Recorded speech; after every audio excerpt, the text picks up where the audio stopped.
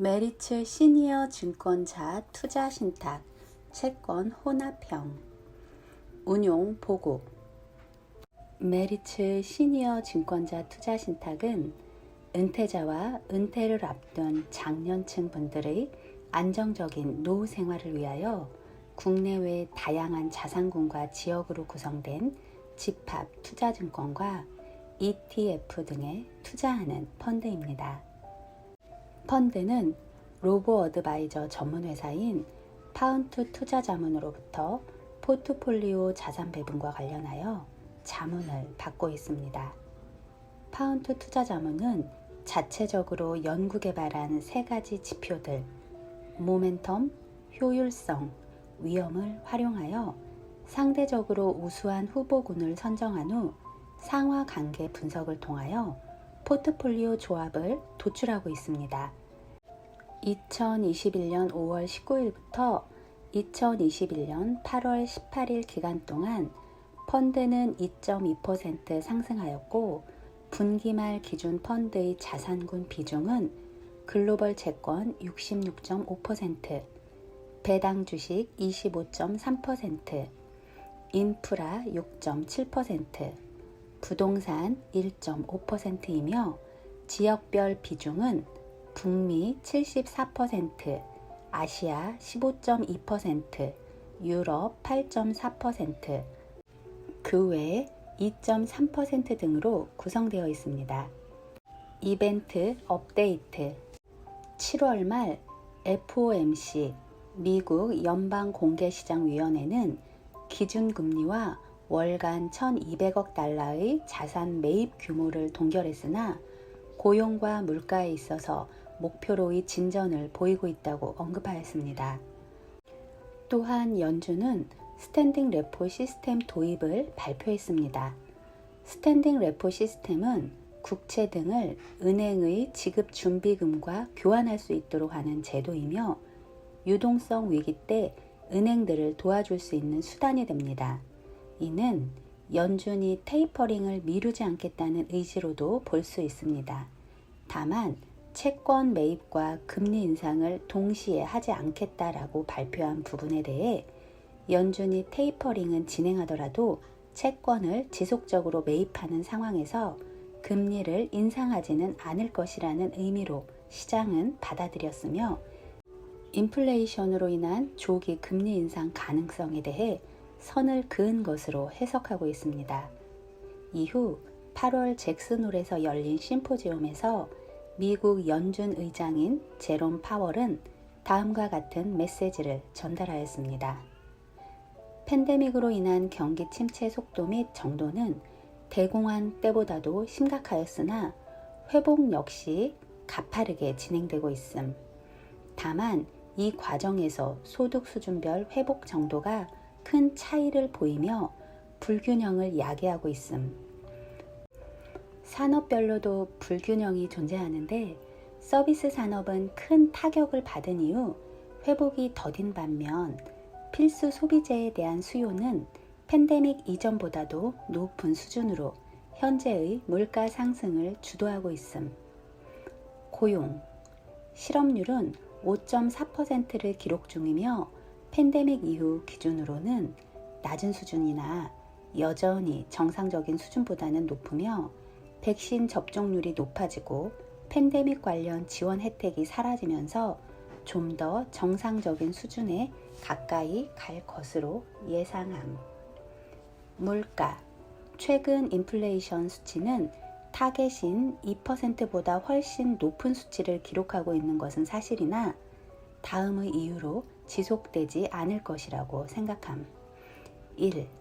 올해의 물가 상승은 필수 소비재나 원자재 등 제한적인 영역이 주도했으며 경제 구조의 다양한 부분에 걸친 전반적인 물가 상승 압력은 존재하지 않음.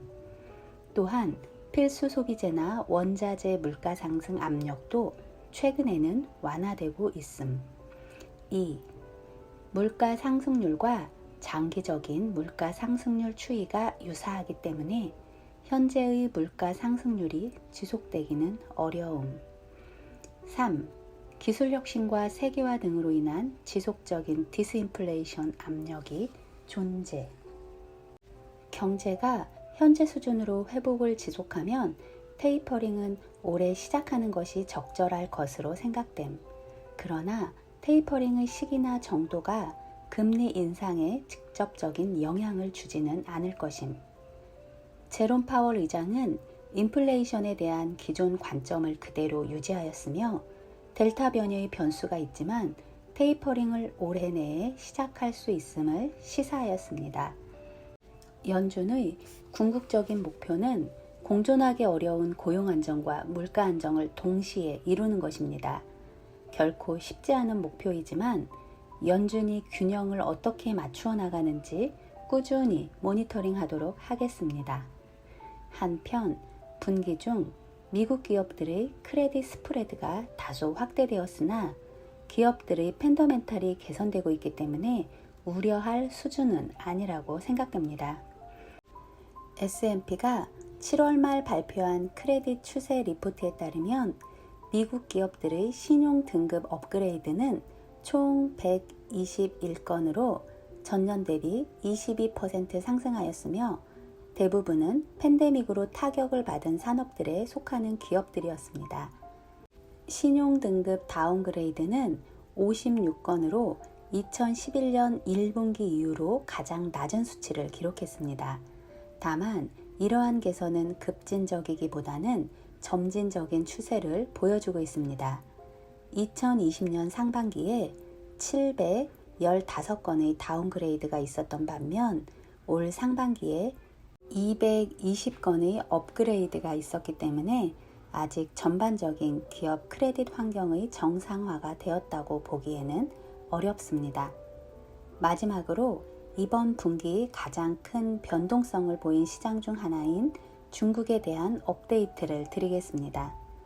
중국 주식시장은 일부 IT 기업들의 독과점 문제 관련 정부의 규제가 지속되면서 큰 변동성을 경험하였습니다. 채권 시장도 예외는 아니었습니다. 반도체 관련 기업인 칭화 유니그룹은 7월 중순 파산 구조조정 신청을 했으며 중국 최대 부동산 기업 중 하나인 헝다그룹도 신용등급이 강등당하며 신용위기에 대한 시장의 우려가 커졌습니다.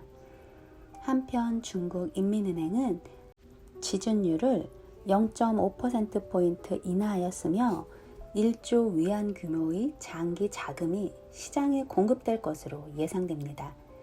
이에 대한 시장의 해석은 엇갈립니다.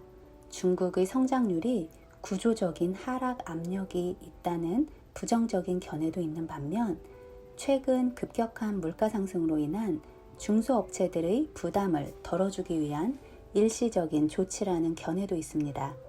실제로 6월 PPI와 코어 CPI 간 스프레드는 7.9%포인트로 높은 수준을 기록했습니다. 중소기업들이 중국 내 고용의 대다수를 책임지는 점을 고려시 이번 지준율 인하는 후자의 이유가 좀 더 클 수 있다고 여겨집니다. 포트폴리오 업데이트. 분기 동안 펀드의 수익률에 기여한 상위 종목은 iShares Core Divided Growth ETF와 iShares iBox Dollar Investment Grade Corporate Bond ETF이며 iShares ESG Award 15 Years USD Corporate Bond ETF는 상대적으로 부진하였습니다. 이번 보고서에서는 펀드가 신규로 편입한 한국의 KTNG에 대해 안내드리겠습니다. KTNG는 국내 담배 산업에서 60% 이상의 점유율을 가지고 있으며 이를 바탕으로 연간 1조 전후의 영업 현금 흐름 및 8천억 전후의 잉여 현금 흐름을 창출하고 있습니다. 배당 성향은 50% 이상으로 올해 예상 배당 수익률은 5% 이상입니다. 담배 가격이 한국보다 더 높은 다른 국가들의 경우에서 볼 수 있듯이 담배 가격의 인상은 정부의 세금 증대, 흡연율 하락, 담배 생산 기업의 수익성 향상으로 이어지며 KTNG 역시 2015년 담배 가격 인상 이후 수요 하락에도 불구하고 견고한 수익성을 계속해서 유지하고 있습니다.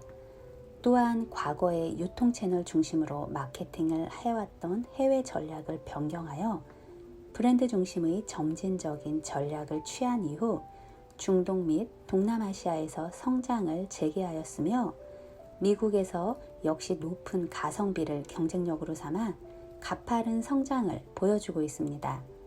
2020년 KTNG의 담배 수출 매출은 약 8천억 원으로 전년 대비 51% 성장한 수치였습니다. 한편 홍삼 부문의 경우 유통 채널 중 로드샵과 면세 채널이 코비드19의 영향을 받으며 다소 정체된 모습을 보이고는 있지만 제품 포트폴리오의 확장 및 미국과 중국 시장의 높은 수요를 통해 매출 하락 정도를 제한하고 있습니다. KTNG가 가진 안정적인 매출 및 수익성, 그리고 현금 창출 능력은 배당에 대한 가시성을 높이기에 펀드의 목적에 부합한 기업이라고 생각하며 KTNG의 주주 환원 정책에 대해 꾸준히 모니터링 하도록 하겠습니다. 에필로그.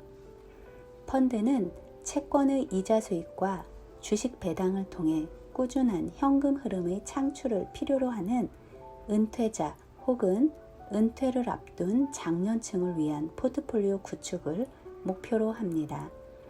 인플레이션과 금리의 변동은 올해 금융시장에서 지속적인 관심을 받을 수밖에 없는 주제입니다.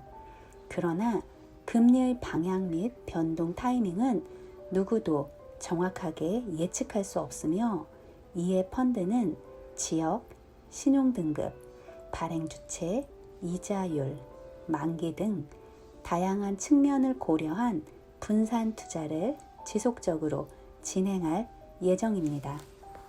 감사합니다. 메리츠 자산운용